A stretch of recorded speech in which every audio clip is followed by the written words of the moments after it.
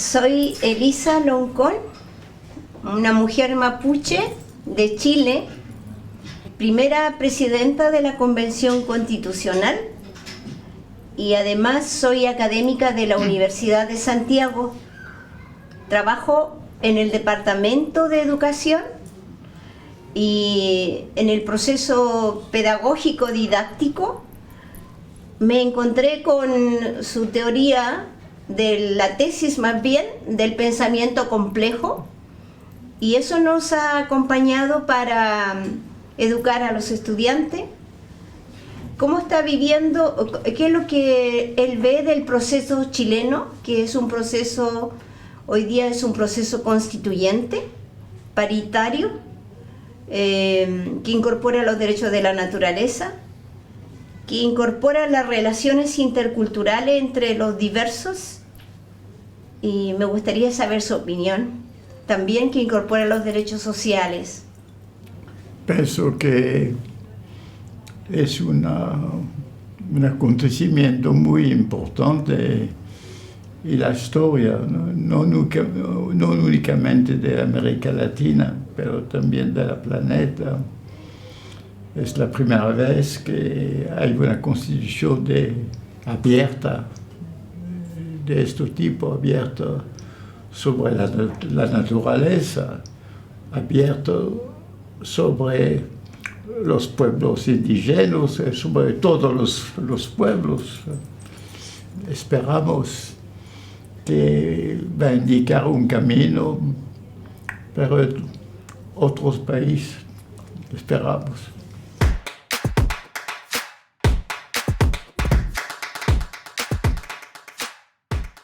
Nosotros tenemos una educación con la herencia de la Biblia, de la religión, que dice que Dios hizo el hombre a su imagen, hombre divino, totalmente diferente de los animales de la naturaleza.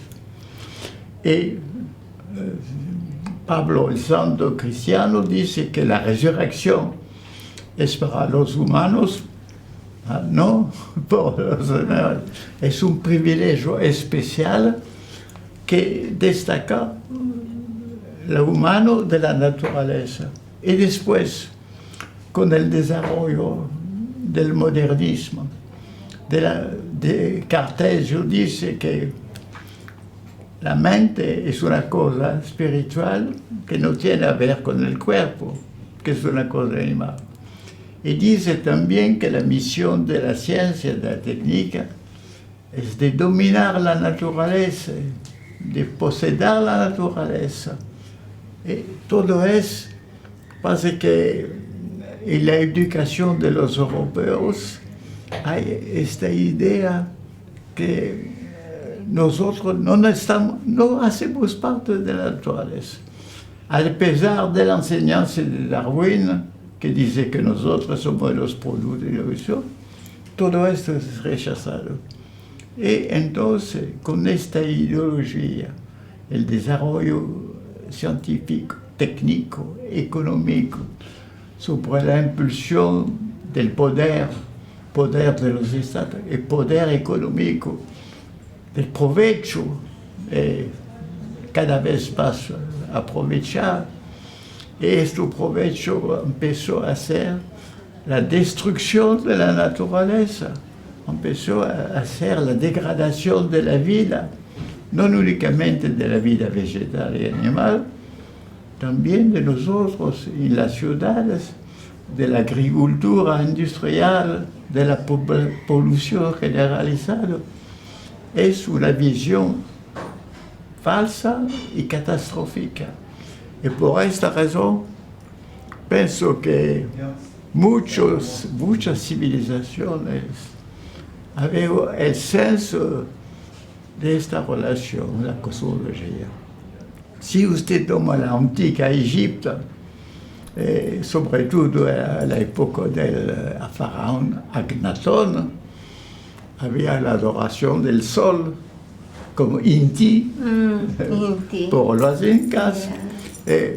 había esta relación que sin el sol nosotros no somos nada, que la verdad también. Hay también que los animales hay una mente, y los vegetales también hay una mente. Y esto como empezamos a lo descubrir con la nueva ciencia, de entender que las hojas de un árbol están más sofisticados que las usinas, porque toman la energía del sol con la clorofila para hacer la energía. Veremos que hay es muy tarde que empezamos a descubrir la inteligencia y la sensibilidad en todos los seres naturales. Y es por esa razón que las cosmologías primitivas eran más adelantadas que la cosmología moderna. Y que hoy día debemos ultrapasar esta cosmología moderna para hacer una síntesis con la ayuda de la ciencia para entender la verdad sobre nuestra relación. Nosotros estamos los hijos de la tierra, los hijos de la naturaleza. Es una cosa, y que la tierra es nuestra patria, no es una cosa que debemos conquistar y dominar. Esa es la cuestión importante.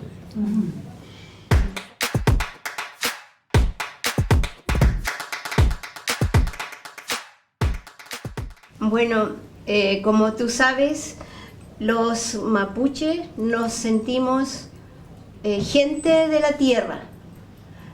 La madre es la tierra y nosotros tenemos una interdependencia con la naturaleza que es física, pero que también es espiritual. Nosotros tenemos un pensamiento filosófico que se llama Azmapu, y Azmapu significa el rostro de la tierra, y el rostro de la tierra organiza a los humanos y a los no humanos en esa convivencia.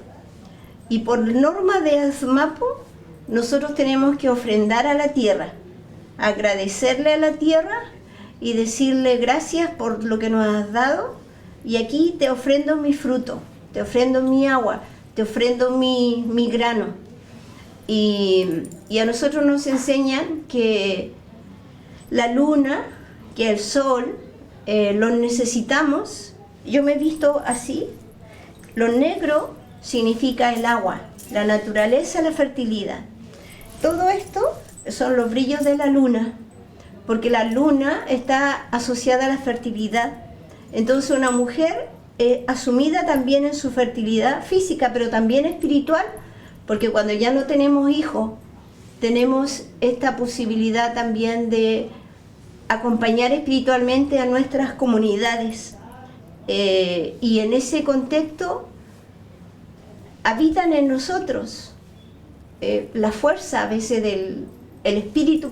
Reconocemos en la naturaleza un ser que los vemos como hermanos. Soy de Mayeco. Co es agua, Maye es tío. Mi zona reconoce el agua como mi tío.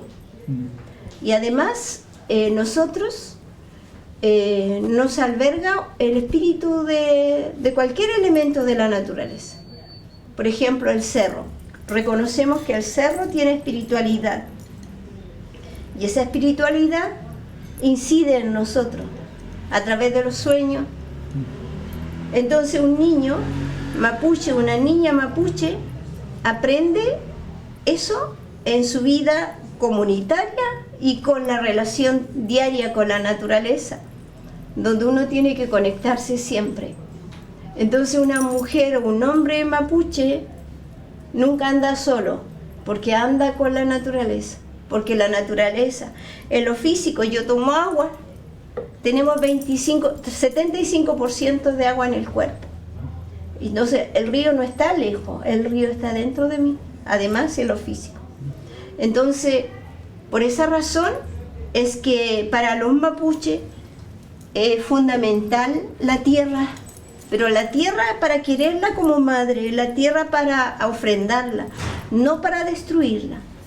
Y esa manera de ver el mundo a nosotros nos ha costado mucha pobreza, porque el pensamiento occidental nos asumió que nosotros prácticamente no necesitábamos tierra.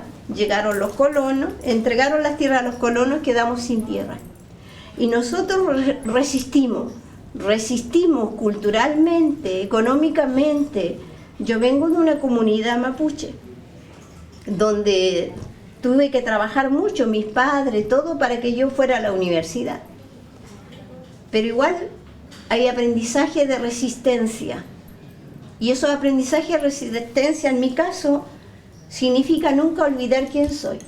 Que yo hablo mapudungún, enseño mi idioma, convivo con otras culturas, porque siempre estoy en contacto, y eso son partes de la resistencia que nosotros tenemos. Entonces, en vez de lamentar un hecho que realmente nos ha dejado muy mal, nosotros resistimos, nosotros luchamos, nosotros defendemos la tierra. Y eso a mí me ha motivado mucho para conversar con otras mujeres y con los movimientos sociales, para decir, aquí no estamos solos, necesitamos a todos en esta gran tarea.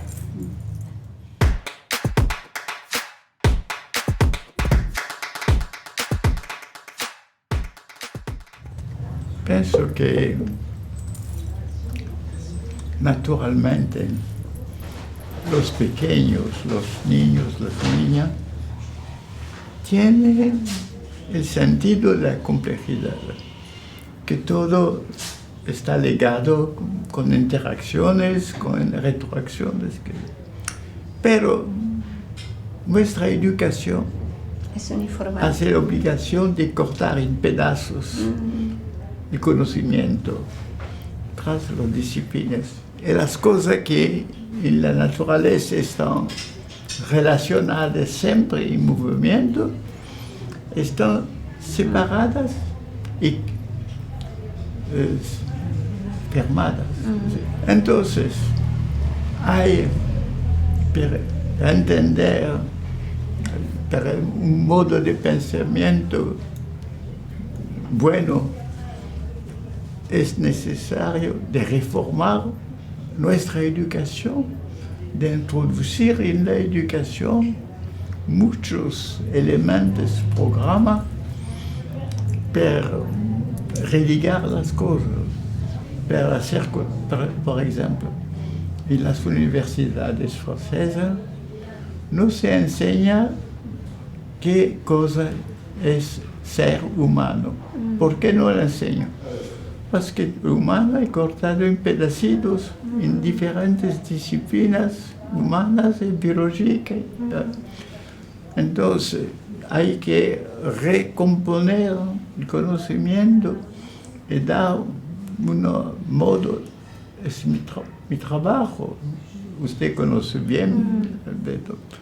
Entonces, hay una necesidad de reformar fundamentalmente la educación, si no, no cambia. Si no, son algunos mentes que hay el sentimiento que no gusta el modo de saber, y son los que buscan otras cosas.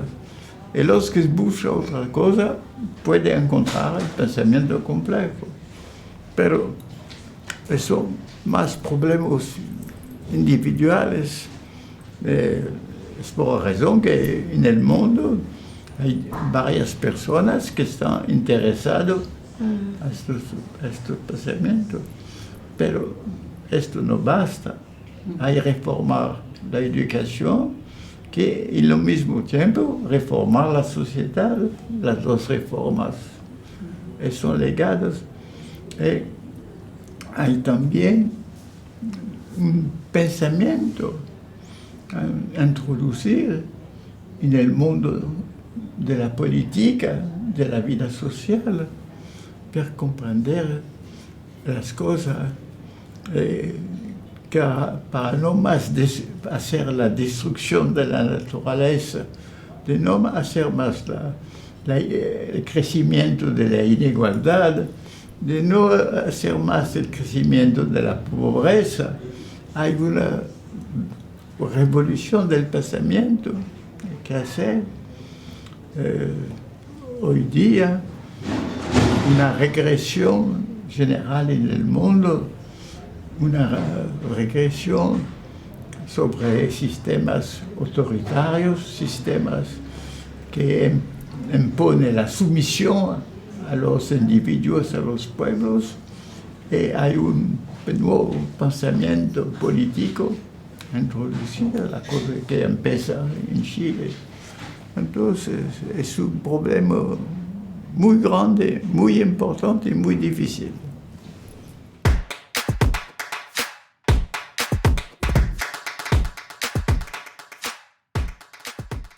Nosotros que estamos viviendo el proceso constituyente, ampliamos la democracia, pluralizamos la democracia. El Estado de Chile, la República de Chile, se construyó sin los pueblos originarios. Nosotros no fuimos convocados a fundar la República. Hasta la fecha nosotros no estamos reconocidos en la Constitución.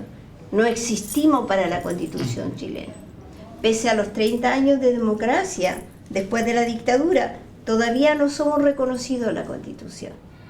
Entonces, allá se fortaleció la democracia haciendo un proceso convocando al pueblo en su totalidad. Teníamos una democracia representativa donde cada 4 años damos un voto para un presidente, para un diputado, para un alcalde. Pero no teníamos democracia directa. Tampoco teníamos democracia comunitaria. La democracia directa es cuando la sociedad civil organizada puede plantear una línea política, una ley. Y ahora con esta nueva constitución instalamos de que la sociedad civil organizada también puede proponer leyes al Parlamento o puede derogar leyes. Y la democracia indígena es una democracia por consenso. Se toman acuerdos colectivos de consenso y los cargos se heredan a veces.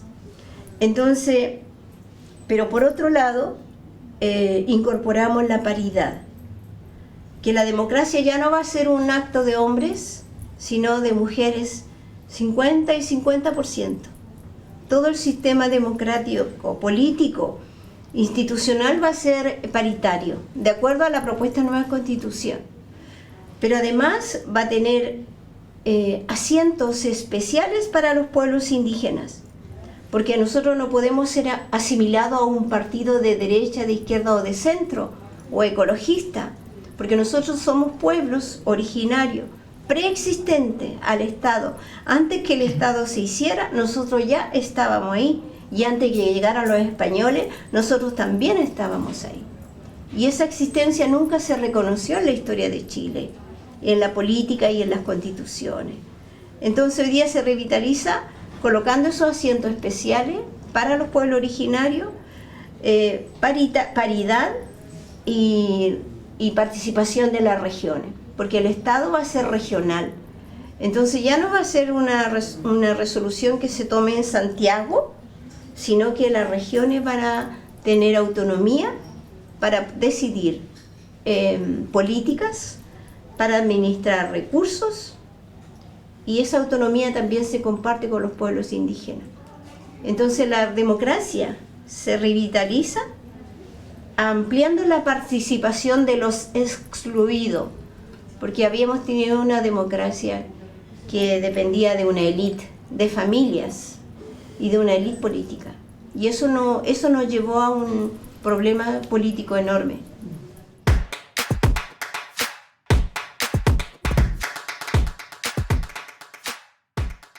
La democracia es un sistema que la base es la diversidad, la pluralidad. Es decir, que no basta la ley de la mayoría de la población, hay de respetar las minorías. de respetar no únicamente las oposiciones, pero los pequeños de minoranza étnica, política y otros. La democracia es un sistema, a la diferencia de los sistemas teológicos totalitarios, que no tienes una verdad. Deja la verdad del partido mayoritario que tiene el poder de tomar el poder durante una periodo electoral, y también esta verdad puede cambiar. La democracia es una cosa frágil, muy frágil. La cosa que ocurrió en Chile con Pinochet es una demostración de esta fragilidad, porque la democracia necesita una conciencia política fuerte de los ciudadanos. Si no hay esta conciencia, esta voluntad de participación a la cosa común, a la cosa que en latino se dice la res pública, la cosa pública, si no hay este empeño, entonces la democracia muere. Siempre hay un peligro mortal para la democracia en la historia. Siempre se necesita la regeneración de la democracia. Ese es lo importante.